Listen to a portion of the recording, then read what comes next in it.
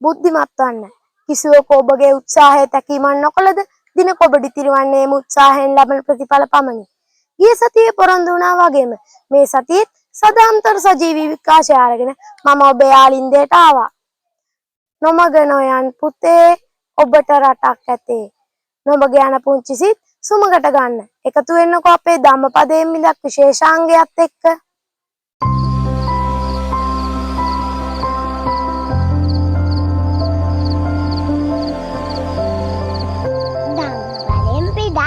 සුබ උදෑසන පුංචි යාළුවනේ අද මම ඔයාලත් එක්ක බෙදා ගන්න හදන්නේ ධම්මපදයේ 12 වෙනි ගාථාව. සාරංච සාරතෝ ඤත්වා අසාරංච අසාරතෝ තේසාරං අධිගච්ඡන්ති සම්මා සංකප්ප ගෝචරා. එහි තේරුම සම්මා දිට්ඨි නිසා සම්මා සංකප්ප ඇති කරගත් උදවිය ඉන්නවා.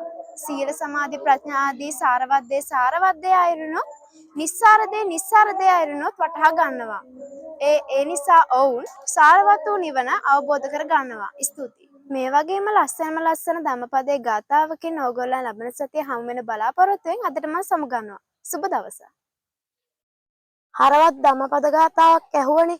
අපි යන් ලස්සන ජාතක කතාවක් අහලා එන්න.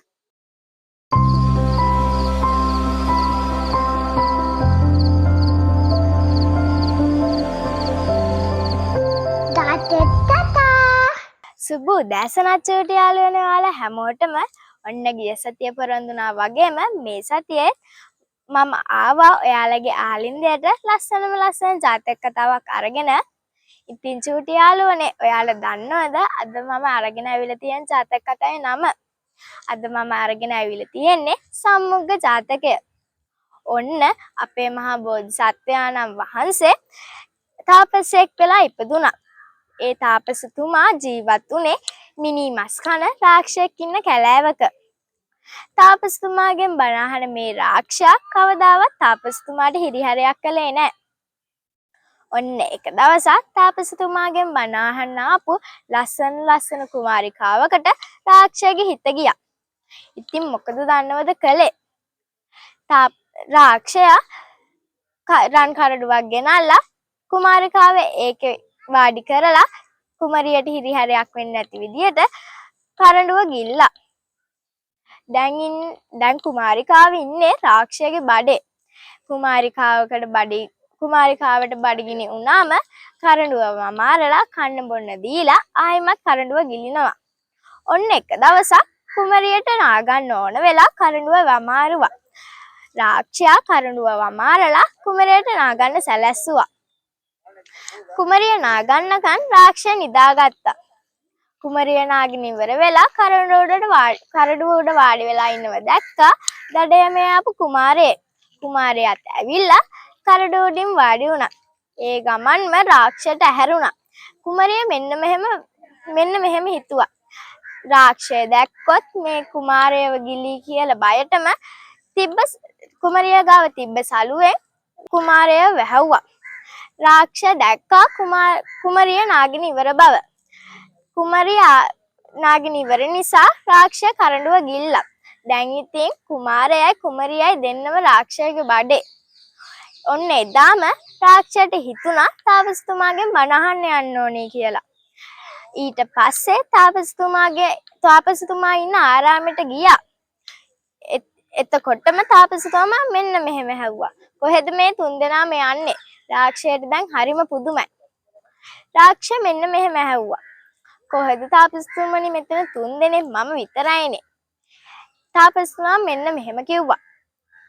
ඔබගේ බඩේ තියෙන කරඬුවේ ඉන්න කුමරියයි නැත්තම් ඔබ විතරක් බව ඇත්ත. ආයේ තාපසතුමා මෙන්න මෙහෙම කියනවා. ඔබගේ බඩේ ඉන්න කුමාරයා ඉන්නව නේද? එයා කඩුදුන ශිල්ප හොඳට දන්නවා. රාක්ෂය බය වුණා. මගේ බඩේ කඩුදුන ශිල්ප ඔක්කොම දන්න කුමාරයෙක් ඉන්නවනම් මගේ බඩ පලාවිනේ කියන බයටම රාක්ෂය ටක් ගාලා කරඬුව වැමෑරුවා. ඊට පස්සේ කුමාරයා කුමරියයි රාක්ෂය ග්‍රහයෙන් මිදිලා පලා ගියා. ආය මිනිසුන්ට කරදරයක් වෙන්නේ නැති විදියට ජීවත් වෙන්නේ කියලා බණ කියලා රාක්ෂස ග්‍රහයෙන් මිදෙන්න උදව් කරා තාපසතුමා. ඔන්න චූටි යාළුවනේ අදට මං ගෙනාපු කතාව ඉවරයි. ලබන සතිය ලස්සනම ලස්සන ජාතක කතාවක් අරන් එන්න බලාපොරොත්තු මම ගිහින් එන්නම්. මම අට ශ්‍රේණියේ හසන්යා හිමහන්සි. ඔයාලා හැමෝටම තෙරුවන් සරණයි.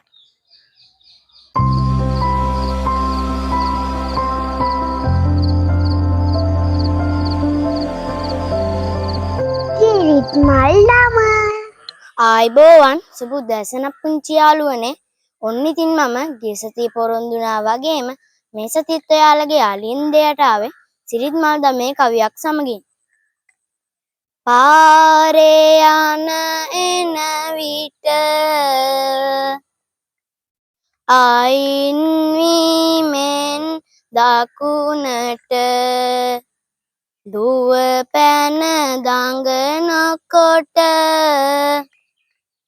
ගමන් කළ යුතුයකි හැම විට. ඒ තේරුම තමයි පාරේ යන එන විට දුවමින් පැනමින් දඟ නොකර පාරේ දකුණු පසින් ගමන් කරන්න. ස්තුතියි. මම 4 ශ්‍රේණියේ ලෙහාන්ස. ආදර්ශමත් සිරිත් මල් දමේ කවියකින් පස්සේ අපේ දහම් පාසලේ සුවිශේෂී දක්ෂයෙක් බලන්න අපේ මේ සූදානම.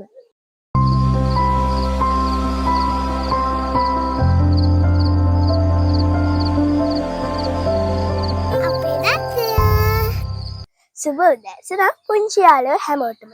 ඔන්න අදත් සුවිශේෂී දක්ෂයෙක් එක්ක අපේ දක්ෂයෝ වැඩසටහනට ඇවිල්ලා ඉන්නවා. ඉතින් අද අපිත් එක්ක අයිය කෙනෙක් එකතු වෙනවා. අයිබෝවන් අයියේ. ආයිබෝවන් නංගි. අයියේ අයියට කියන්න පුළුවන් ද අයියගේ නම? මගේ නම HB බොන්ජිසිතුම් කුමාර. අයිය දැන් කී වසරේද ඉගෙනුම ලබන්නේ? 4 ශ්‍රේණියේ. අයියා දැන් යන පාසල මොකද්ද? හා සුචි ජාතික පාසල. අයිය කී වසරේ ඉඳන් දහම් පාසලට එන්නේ? 1 වසරේ ඉඳන්. අයිය ප්‍රාදේශීය සිසු නිපුණතාවලට මොන අංශයෙන්ද සහභාගී වුණේ? පද්‍ය ගායනාංශය. අයියට පුළුවන්ද අපිට පද්‍ය ගායනාවක් කියලා පෙන්නන්න? හරියක් නංගි. යලි යලි ඉපදීම දුක් සහිතය දකිමින් පස්කඳගේ සදන වඩුවා ගැන සොයමින් සංසාරයේ නෙක නෙක ජාතියේ රැඳෙමින් ඔබ මොබ ඇවිත් දෙමි මම ඔබ ගැන සොයමින් පස්කඳ සාදන තණ්හා වඩු වාදිටිමි යලිගේ සදන්නට ඉඩකඩ මම නොදෙමි පරාල සහ කැණි මඩලද සුන් කෙලෙමි සිත නිවනට යොමා සම්බුදු බව ලදිමි. බොහොම ස්තුතියි අයියේ. තවත් පොඩි ඉල්ලීමක් තියෙනවා. අයියට පුළුවන්ද තවත් පොඩි කවියක් කියලා පෙන්නන්න? පුළුවන් නංගි.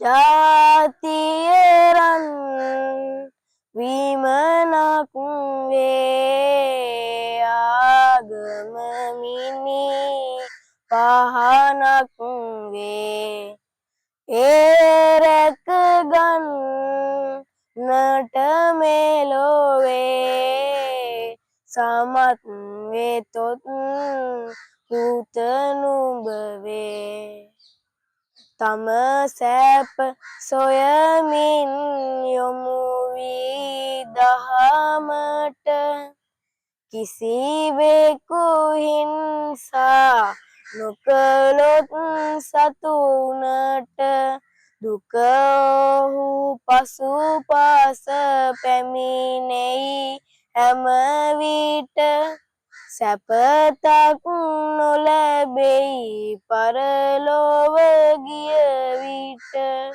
ගොඩාක් ස්තුතියි අයියේ. ඔන්න අද වගේම ලබන සතියේ තවත් දක්ෂයෙක් එක්ක එන්න බලාපොරොත්තු වෙන්න. අදට අපි සමුගන්නම්. අපේ දක්ෂයන්ගේ දක්ෂතා බැලුවෙන් පස්සේ අපේ මේ සූදානම අපේ යාළුවන්ගේ ලස්සන කවි ගී ටිකක් අහන්න.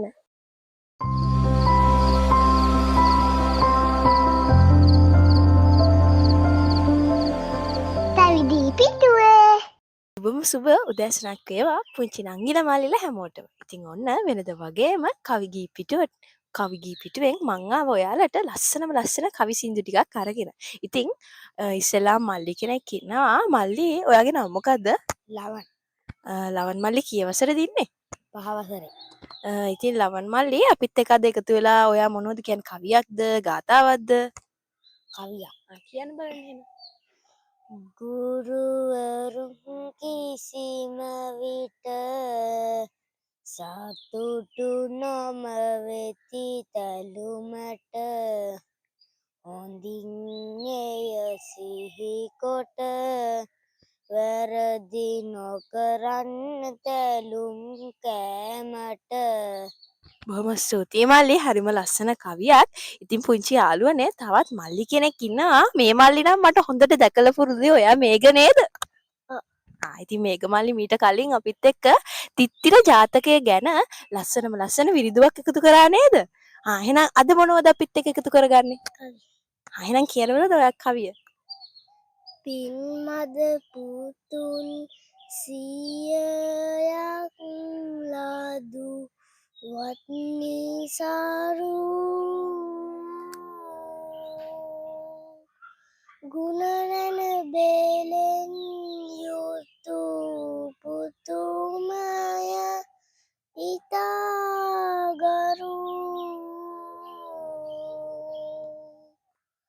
එක පුන් සන්දින් දුරු වෙයි ලොව ගනඳුරු නෙකතරු රැසින් නෙලෙසට නොම වේදුරු.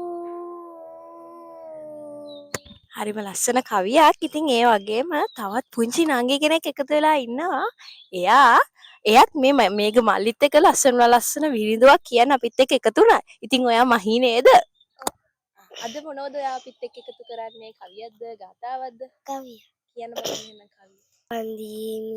වන්දිමි බුදුරුවනට පැහැදී වන්දිමි දම් රුවනට පැහැදී වන්දිමි සංගරුවනට පැහැදී වන්දිමි තුනුරුවනට පැහැදී. ආයි දවසක ඔයාලා දෙන්න අපිත් එක්ක ලස්සන කවියක් වගේම තව විරිදුවකුත් එකතු කරනව නේද? ඒ වගේම තව පුංචි නංගි කෙනෙකුත් එකතු වෙලා ඉන්නවා.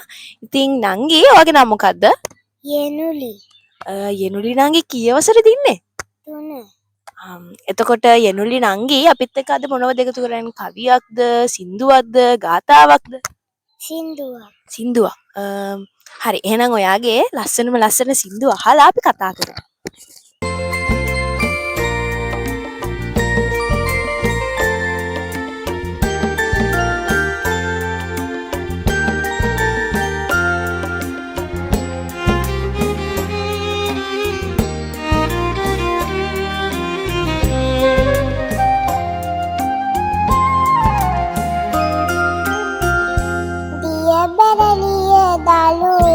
වෙලන්න ගියදා වැටුණු අනෝරා මහවරුසාවේ කිරිල්ලියකසේ මා උණුසුම් කර පැවසෙන්ද මට මතකයි කිරියන්නේ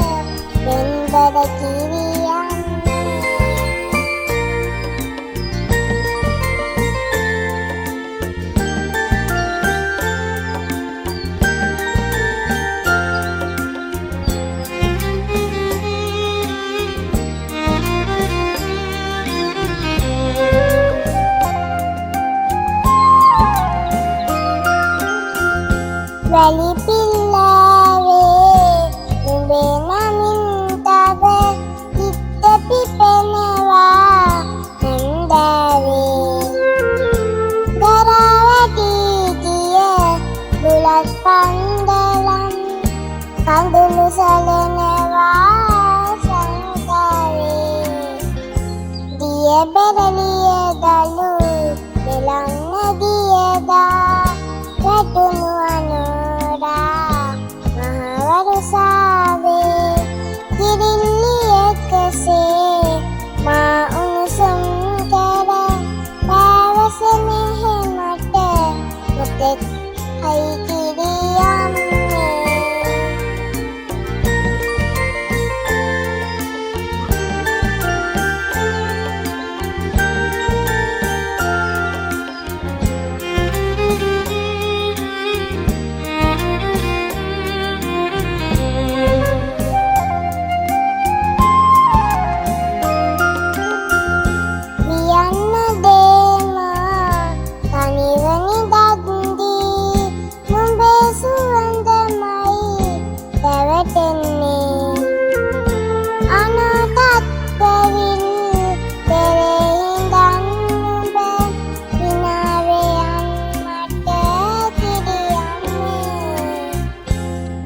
බෙරළිය දලු නෙලන්න ගියදා වැටුණු අනෝරා මහවරුසාවේ කිරිල්ලි එකසේ මා උණුසුම් කර පැවසෙන මට මතකයි කිරියම්මේ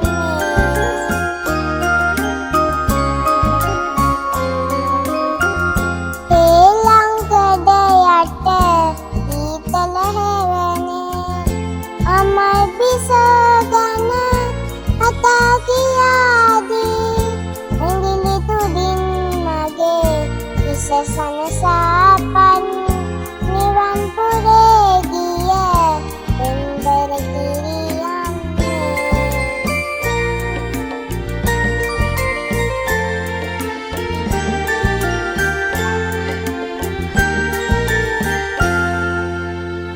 හරිම ලස්සන සින්දුවක් නේ.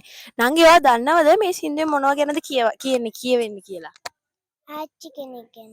ආච්චි කෙනෙක් ගැනද? එහෙනම් ආයි දවසක ඔයා කවියක් හරි සින්දුවක් හරි ගාතාවක් හරි අපේ චිත්‍රපිටුවට ලස්සන චිත්‍රයක් හරි එකතු කරනවද? එහෙනම් පුංචි යාළුවනේ අදට කවි සින්දු පිටුවෙන් අපි කවිය අහලා ඉවරයි. ලබන සතියේත් මේ වගේම ලස්සන පුංචි නංගිල මල්ලිල ටිකක් වට කරගෙන කවිය අහන්න ලෑස්ති වෙලා මම එනකන් ඔයාලට සුබම සුබ දවසක් කියලා මම ප්‍රාර්ථනා කරනවා. ලස්සන කවි ගී ටිකකින් පස්සේ අපි අපේ යාළුවෙගේ සදහම් සිතුවිල්ලක් අහන්න.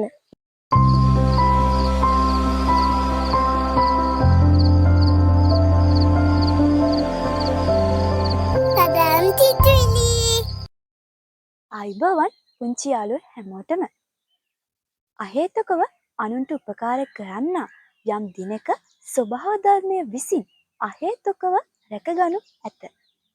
එහෙනම් ලබන සතියේ හමුවෙන බලාපොරොත්තුවේ අදට මං ගිහින් එන්න.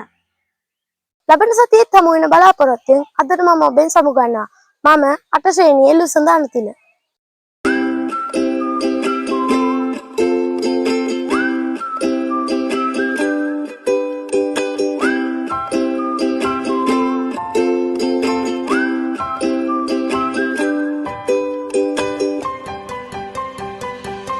සදහම්